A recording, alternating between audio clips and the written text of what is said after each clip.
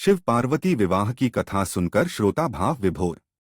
जौनपुर जिले के महाराजगंज में आयोजित श्री राम कथा में व्यास ने कहा, भगवान को पाने के रूप और राग की जरूरत नहीं होती।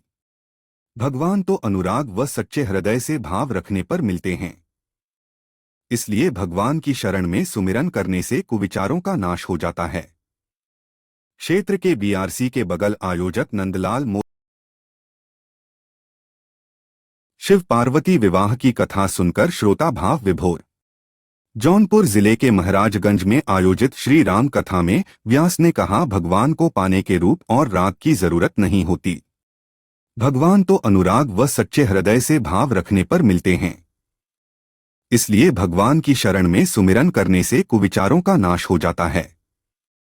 क्षेत्र के बीआरसी के बगल आयोजक नंदलाल मोदनवाल द्वारा आयोजित 9 दिवसीय श्री राम कथा के तीसरे दिन अयोध्या से पधारे कथा व्यास निर्मल शरण जी महाराज ने कथा के दौरान कही। कथा व्यास ने भगवान शिव पार्वती के विवाह का मनोहारी वर्णन किया। शिव पार्वती विवाह का प्रसंग सुनाते हुए कहा कि पर्वतराज हिमालय की घोर तपस्या के बाद माता जगदम्बा प्रकट हुई और उन्हें बेटी के रूप में उनके घर में अवतरित होने का वरदान दिया। इसके बाद माता पार्वती हिमालय के घर अवतरित हुईं। बेटी के बड़ी होने पर पर्वतराज को उनकी शादी की चिंता सताने लगी। माता पार्वती बचपन से ही बाबा भोलेनाथ की अनन्य भक्त थीं।